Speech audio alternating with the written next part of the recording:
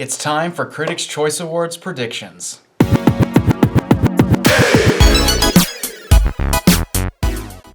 Hello folks, and welcome back to another video. So today guys, we are going to be doing Critics' Choice Awards predictions. The Critics' Choice Awards are of course this Sunday.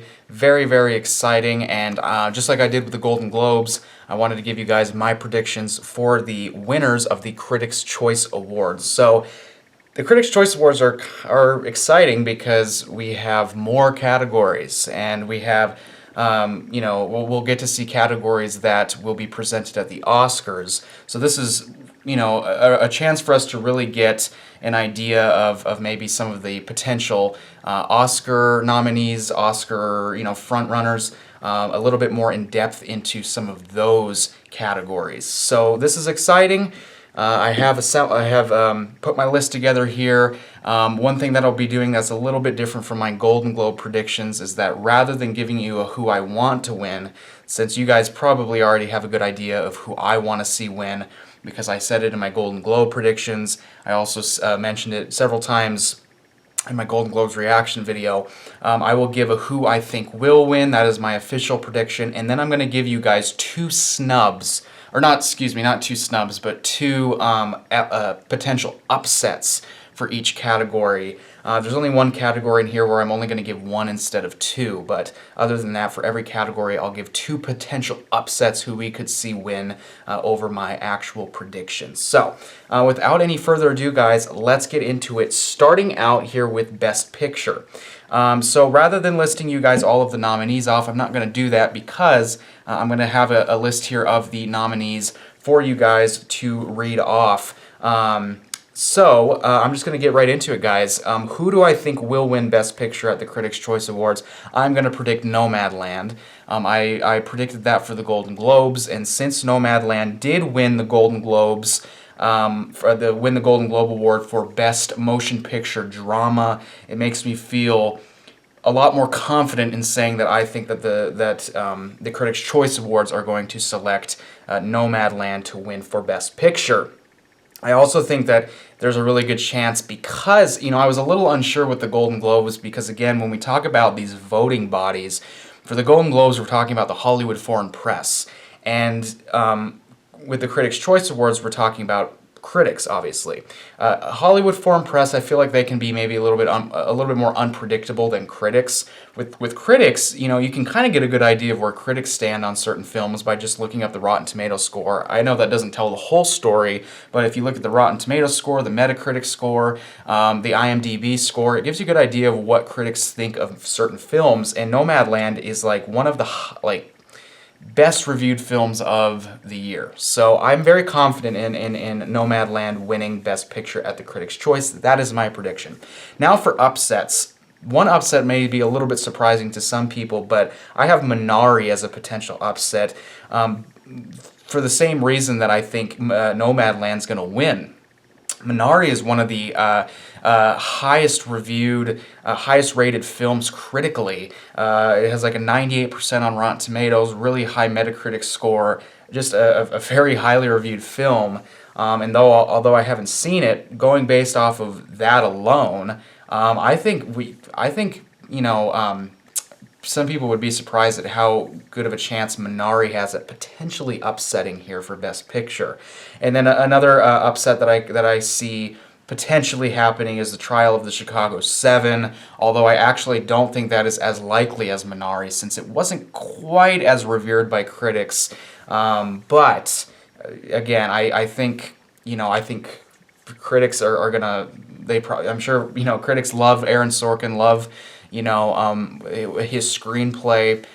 The performances were great in that film, so I wouldn't be surprised if it has a good chance. I wouldn't be shocked if it upset and won Best Picture. So yeah, there we go. All right, moving on to Best Actor. I'm going to try and go through these a little quicker because there are 20 categories here, so I don't want to make this video too long. So I'll start moving a little quicker from here on. All right, Best Actor. Who do I think will win this? I'm going with Chadwick Boseman. Sticking to my guns here. Chadwick Boseman. He won the Golden Globe for Best Lead Actor in a Motion Picture Drama. I predicted him to win, and because he did win at the Golden Globes, I'm pretty confident in him winning this category for Best Actor. For upsets, I potentially see Anthony Hopkins upsetting because I think critics probably loved Anthony Hopkins. Now again, some of these, I haven't seen some of these films, and I really want to. I can't wait to watch The Father, but I haven't seen Anthony Hopkins' performance. I'm sure he was great. And I've heard from critics who have gotten the chance to see these films with screeners or film festivals. I've heard that he's wonderful, so I wouldn't be surprised if he upsets. Another guy that we've heard a lot of great things about lately is Riz Ahmed. Wouldn't be surprised if he upset. I did, of course, see The Sound of Metal. I thought he was great in it. He's gained a lot of momentum leading up to a lot of these awards, so wouldn't be surprised if we see a Riz Ahmed upset. All right, moving on to Best Actress. This one was tough because Frances McDormand seems like the critically acclaimed performance of the year. She seems like the performance that, you know, potentially critics would maybe be a little bit more drawn to. However, Carey Mulligan, I think many would agree that this is probably Carey Mulligan's best performance of her career in Promising Young Woman. So I feel like because Frances has won, and maybe this is more of an Oscar argument and less of a Critics' Choice argument, I still think because Carey hasn't won an Oscar yet, I see the momentum shifting more in her direction when it comes to a lot of these awards. Now, I know this is the Critics' Choice, not the Oscars, but I think overall the momentum is going to be a little bit more on her side of things here, really for this entire awards season. So I see Carey Mulligan taking this one, although I was very torn between her and Frances McDormand. The same reason that I'm going to say Carey Mulligan's going to win the Critics' Choice is the same reason that I think, depending on how the awards season goes, is the same reason I think she'll probably win the Oscar. Because she hasn't received an Oscar yet, this is the best performance of her career. I see people wanting to award her for that. So Carey Mulligan, I have her predicted to win, but again, upsets, I could easily see Frances McDormand winning this award. I could easily see that happening. And Andra Day, this is not someone that I would have put in here prior to the Golden Globes, but because she won the Golden Globe for Best Lead Actress in a Motion Picture Drama, I see her being a potential upset. Now, just because she won the Golden Globes, that doesn't make me confident that she is going to win the Critics' Choice. It doesn't make me confident that she will win the Oscar. But maybe because she's someone who has been talked about a lot more lately in terms of the awards conversation. Billie Holiday, United States vs. Billie Holiday, is a film that has just dropped on Hulu. Not many people, not many audience members or non-critics have seen it. Maybe her performance is something that we just don't know about. Maybe she's amazing in the film. I haven't watched the film yet, so I don't know. I can't judge that, but maybe she's like a hidden gem.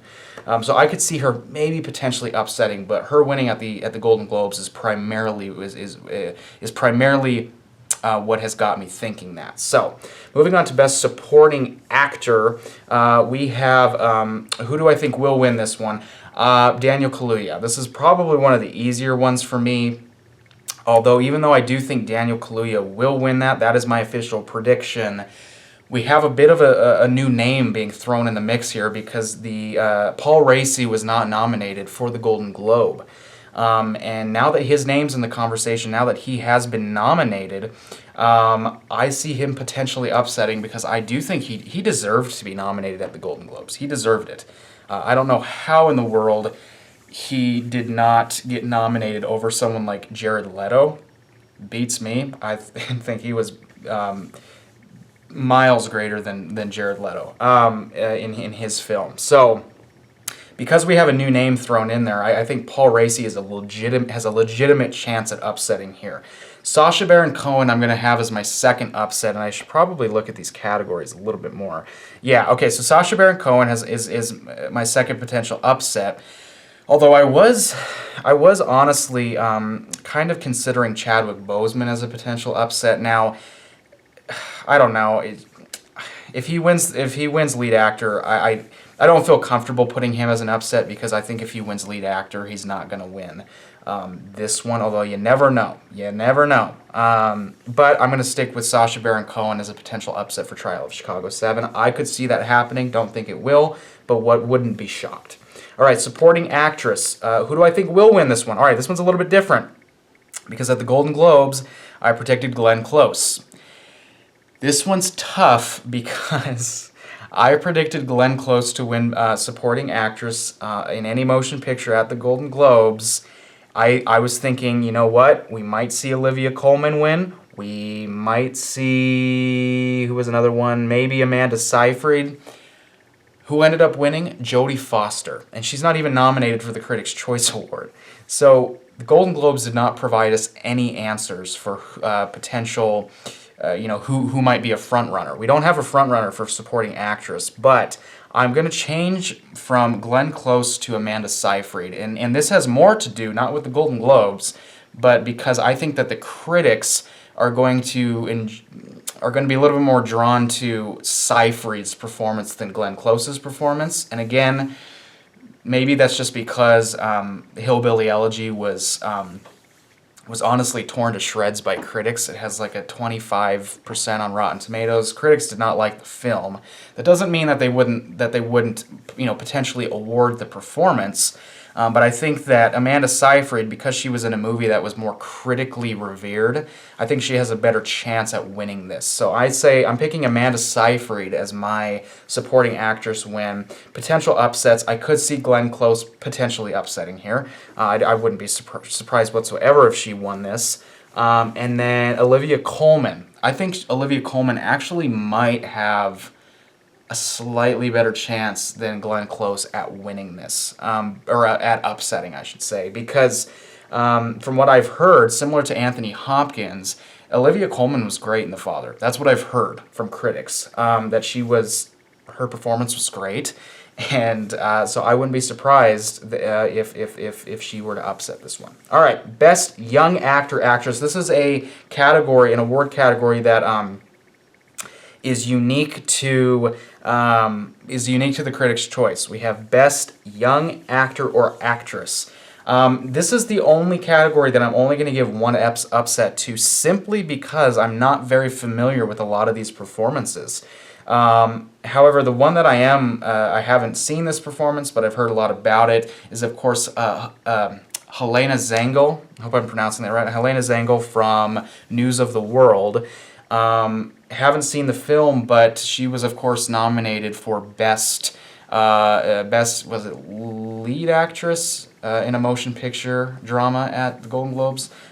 She was nominated in that category and she didn't win, but the fact that she was nominated leads me to believe that she might have a legitimate chance at taking this one in a category that is specific to younger actors. So I'm picking Helena Zengel to win, just simply because she was nominated at the Golden Globes. But potential upset, I've heard great things about Ryder Allen's performance in Palmer, so he could upset. I don't know. Again, have not seen either of those films, but it's just kind of based off of word of mouth and the Golden Globes. All right, moving on. Acting Ensemble, Best Acting Ensemble. So another one that is specific to Critics' Choice Awards. Who do I think will win this one? We have a lot of great ensembles here nominated. Of course, Ma Rainey's Black Bottom, One Night in Miami, a great ensemble. Who do I think will win this one, though? I think this is going to go to the Trial of the Chicago 7. A lot of great actors in there, a lot of great performances in there. I think it'll ultimately go there, but I could potentially see Ma Rainey's Black Bottom upsetting, or One Night in Miami. Both films with great performances and a great cast. Wouldn't be surprised if either of those were to take it, but Trial of the Chicago 7 is my official prediction for Acting Ensemble to win that category. All right, moving on to Best Director. This one might be the easiest decision for me out of all of these, and that's Chloe Zhao. I think Chloe Zhao is going to win this. She won the Golden Globe. She won a ton of the awards shows leading up to the Golden Globe Awards. I would be pretty surprised if she didn't win this one. Although if she didn't win this, I could see them giving it to David Fincher. Would probably be the second most possible person to win this one for Mank. Okay, my second upset is one that might surprise a lot of people because some people might be expecting me to say someone like Emerald Fennell or maybe a Regina King or maybe an Aaron Sorkin, but no, out of all of those people, I don't think that they have a great chance at winning this. I actually think that Spike Lee has a pretty good chance at potentially upsetting here. He wasn't nominated at the Golden Globes, but from what I've heard from a lot of people, not just critics, is that this is Spike Lee's best film that he's made since the 90s. You know what I mean? Black Klansman was a great film, and I believe he won Best Director for Black Klansman, but I've heard a lot of people talk about how Da 5 Bloods is actually, you know, even better than Black Klansman, his best film since the 90s, and haven't seen the film. It's been on Netflix since forever, it seems like. But yeah, I've heard great things about it, even though it wasn't liked very much by audience. I think it has like a 52% audience score, but it has like a very high critic score, like high 80s, 89% or something like that.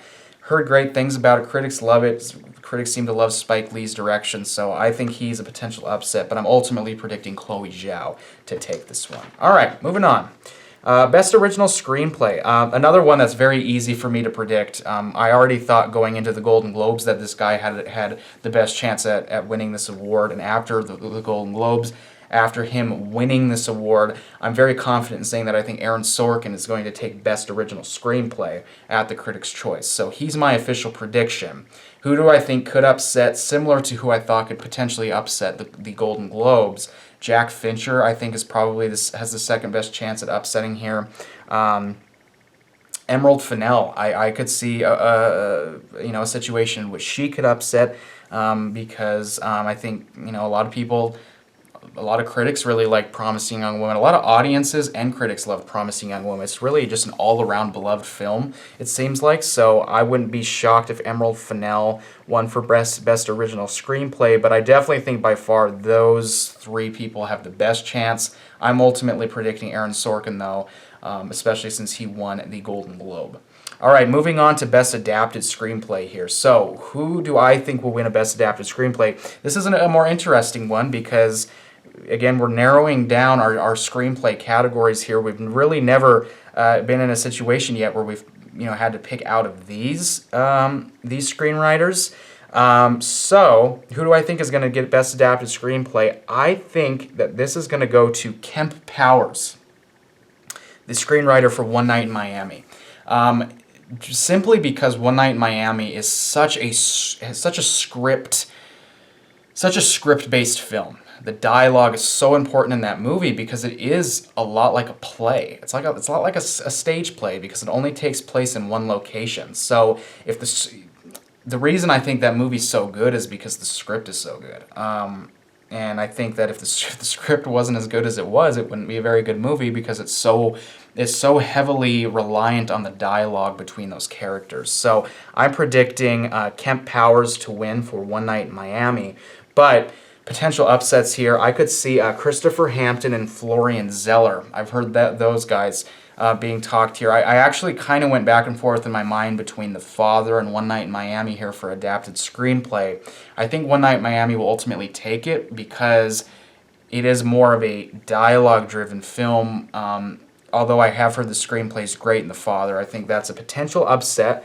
And then for another potential upset, I'm going to say Chloe Zhao could possibly upset here for Nomadland, although I don't think her chances are great here because Nomadland isn't quite as reliant on the dialogue as much here, but I think the screenplay is great. I think if it won, I wouldn't be upset because I do think that it is somewhat deserving of it. Although One Night in Miami, considering it is such a screenplay-heavy film, that is probably the best film to win. All right, moving on to cinematography, best cinematography here. So for who I think will win this one, I think this one's going to go to Joshua James Richards for Nomadland because Joshua James Richards deserves to win this award. And if he doesn't win this, this is one of the few awards where if he doesn't win this, I'm actually going to be a little bit upset, because I think he's very deserving. If you haven't seen Nomadland, Actually, if you have seen Nomadland, you know what I'm talking about when I'm talking about how amazing that cinematography is. Such a beautiful film. Amazing, beautiful shots with natural lighting. Ugh, it's so good. All right. Joshua James Richards, I think, will win. I think he has the best chance at winning this. But if I were to pick two upsets, I could see Eric Messerschmidt winning for Mank, because I've heard that the cinematography in that film is also very well done. It's a very well shot film from a technical aspect. Mank, I've heard, is great. Again, haven't seen it, but I've heard great things about it. And then, this was tough because I was tempted to say Hoyt van Hoytema for Tenet, but I don't think his chances are quite as good as Dariusz Wolski for News of the World, because I've heard great things about Wolski and his cinematography for News of the World. Although News of the World isn't the most beloved film of 2020, people seem to agree, critics seem to agree, that the cinematography is pretty stinking fantastic. And when you have a when you have a Western, when you're making a Western, Westerns can have some of the best cinematography. Think about No Country for Old Men, Coen brothers. Oh, amazing cinematography. So Westerns can have some of the best cinematography. I honestly wouldn't be shocked if Wolski upset for that. But I'm ultimately going with Joshua James Richards for Nomadland. I think he has the best chance, and I think he deserves to win. All right, moving on to Best Production Design. All right, so Best Production Design.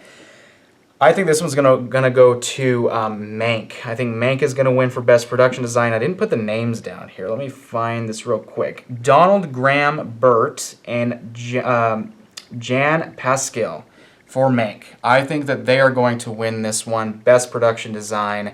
Again, haven't seen the film, but I've heard the production design is great. Whenever you have a film that is trying to recreate, history, a historic setting. Think about Once Upon a Time in Hollywood from a couple years ago, or last year? Was it last year? Wow, that's crazy. It seems like a long time ago. But think about Once Upon a Time in Hollywood and what they did with that production design. Oh, did such a great job at recreating that time period. And from what I've heard, Mank's production design is incredible as well. Potential upsets that we could see here. I could see Ma Rainey's Black Bottom potentially upsetting for this one. Mark Ricker, Karen O'Hara, and Diane Stoughton potentially upsetting Ma Rainey's Black Bottom, because that one, another one that is capturing, a certain time period. Period pieces usually have great production design. They do. If they're well executed, they have great production design. Another potential upset I could see is Emma, another period piece film I could potentially see upsetting here. I want to make sure that I give the names here. Cave Quinn and Stella Fox for Emma. Potential upset, could see it happen. All right, moving on. Editing. Best editing. All right, so who I think will win for best editing here? I think that this is going to go to Yorgos Lanthimos for The Father. I've heard great things about the editing for this film. A lot of it centers around the plot, putting you into the mind frame of Anthony Hopkins' character and making you really kind of almost putting you in the shoes of someone who's going through dementia.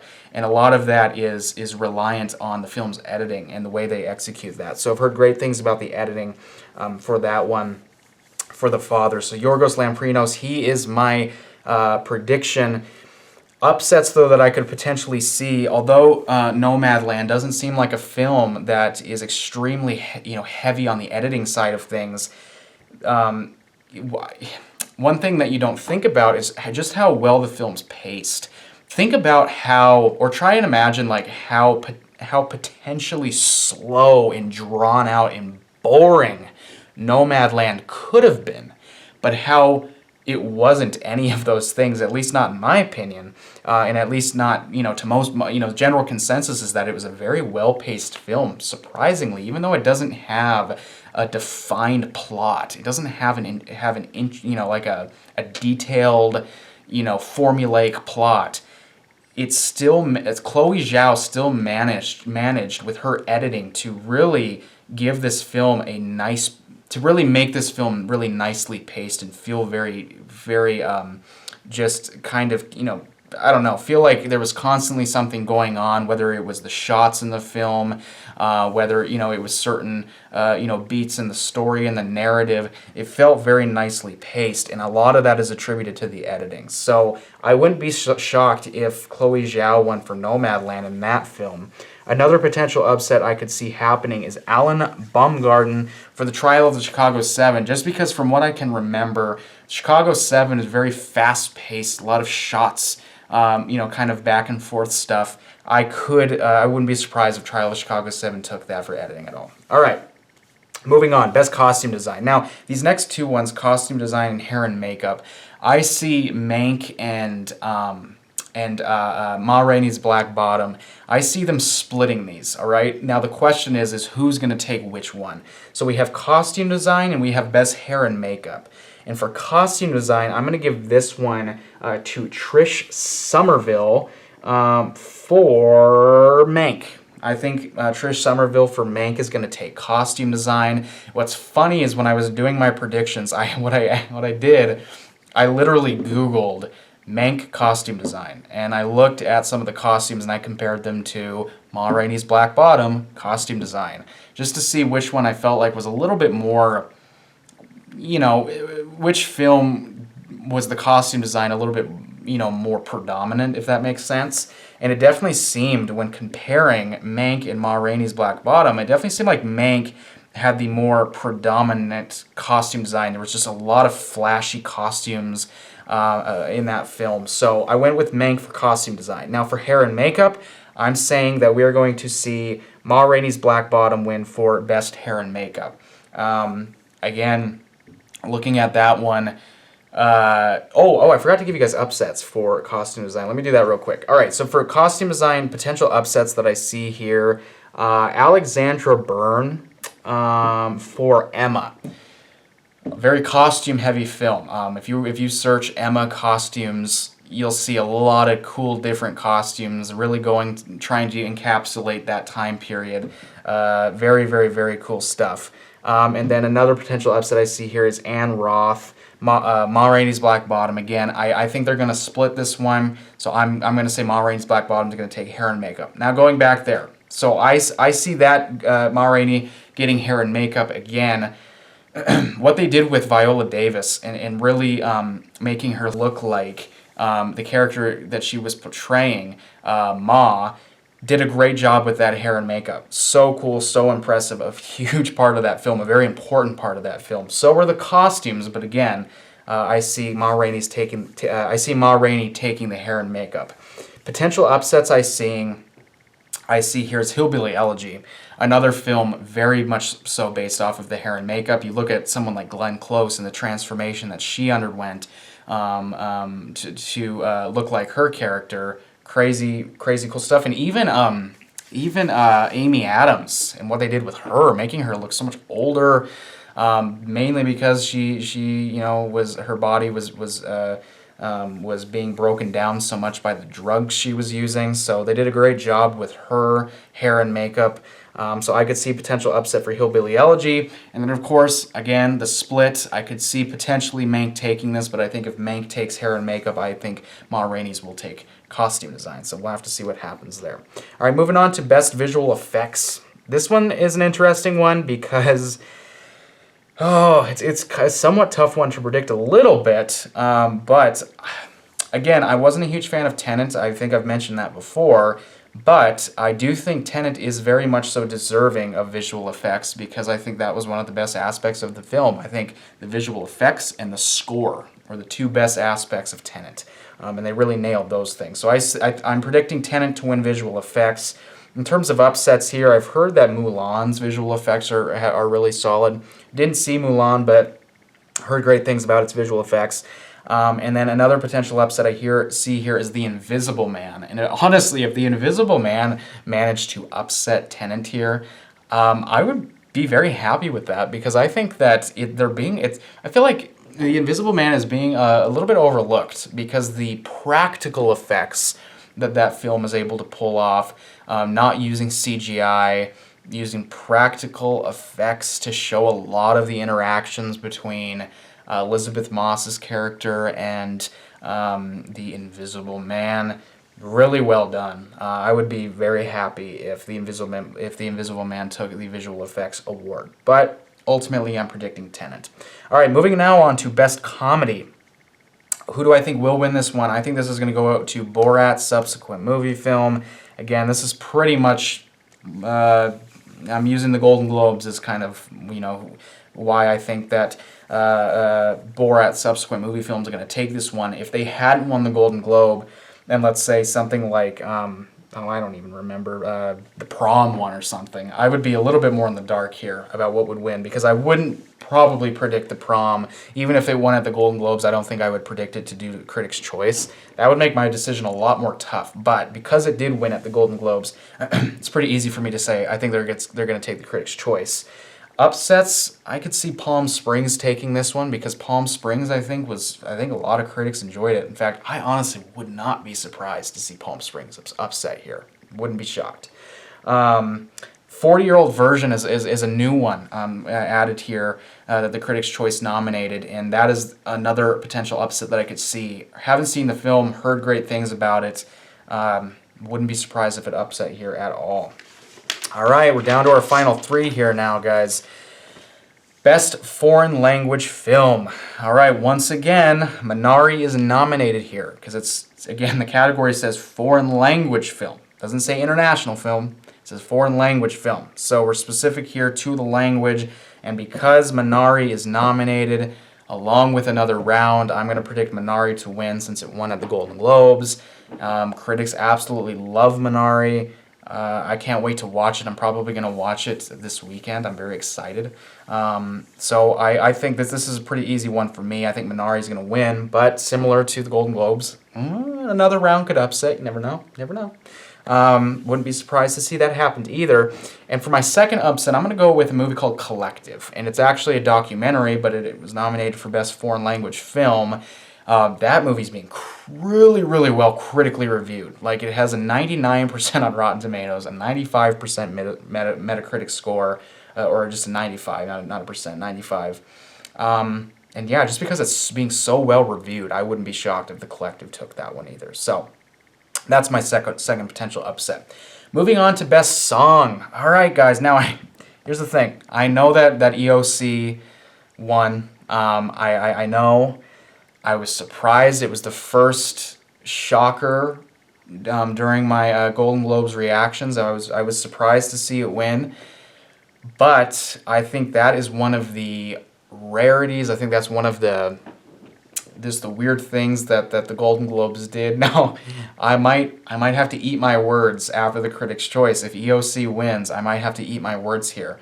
But I'm sticking with Speak Now. I think Speak Now is going to win. I think it's going to do it. I think the Golden Globes just were trying to kind of shake things up, similar to what they did with Jodie Foster, and I think similar to what they also did with Andra Day. I don't think she's going to win her category. But again, you never know. Who knows? Because it's not like EOC is like not deserving to win, because I've heard absolutely great things about the song, and I haven't listened to it myself. I really should. I've heard great things about the song. I've heard it's a great song. So I really can't say that, it's not, it's not even a good song. The Golden Globes were just being weird and trying to be different. I've heard it's great. I've honestly heard it's great, but there was Speak Now was winning a lot of the awards leading up, and I think the Golden Globes are tough because they like to do weird things, and I don't know. I just have a suspicion that EOC was one of those weird things that the Golden Globes like to do, picking that film. But again, who knows? Who knows? But I am ultimately predicting Speak Now to win for Best Song. But we will see. And then now my second upset, along with EOC, to win here is Fight For You from Judas and the Black Messiah, another song that is good. I could potentially see upset here, but I'm going to say Speak Now is going to win. All right, moving on to our final category here, ladies and gentlemen, Best Score. Who do I think is going to win this one? This is one of the easier ones to predict, I think. Trent Reznor, Atticus Ross, John Batiste for Soul. They're going to take this one. I'm like 99% sure they're going to win this. And if they don't win this one, I think that they could win for Mank. Trent Reznor and Atticus Ross, I could see them upsetting for Mank. And then also Ludwig Göransson, I hope one of the two. I could see him upsetting for Tenet, because Tenet, again, like I said, the two best aspects of Tenet are its visual effects and its score. And I think if Ludwig Göransson won, I think that would be great. I wouldn't be upset about it. Still haven't seen Soul, but Soul definitely seems like the favorite. It won the Golden Globe. It seems like kind of a shoe-in here to win this one, so that's who I'm going with as my prediction to win. So those were my predictions here for the 26th Annual Critics' Choice Awards. Of course, the Critics' Choice Awards are premiering this Sunday. What day is that? March 7th, this Sunday. So I'm very excited. I will be doing a reaction video to the winners of the Critics' Choice Awards. I am very excited for that, so I will be watching. I hope you guys will be watching. Very excited to see who wins, if we have any surprises. Yeah, it's just it'll be exciting to see who wins the Choice Awards, because we get the Golden Globes, who have a reputation of doing wacky things, and then we have the Critics' Choice Awards, who are usually a little bit more in line with, I feel like, the Oscars, because Critics' Choice Awards, I think, do usually like to kind of stay par for the course, if that makes sense. So it'll definitely give us a good indicator of what to expect here leading up here, because we'll have the Screen Actors Guild, we'll have the BAFTAs, and then ultimately the Oscars. So I'm so excited to react to the Critics' Choice, see who wins those categories. And I hope you guys are excited to see my reaction video for that. So let me know in the comments below, guys, what are your predictions for the Critics' Choice Awards? And then also, don't forget to like and subscribe for more awards season content. I'm going to be continuing my awards season coverage here, doing prediction videos, doing reaction videos.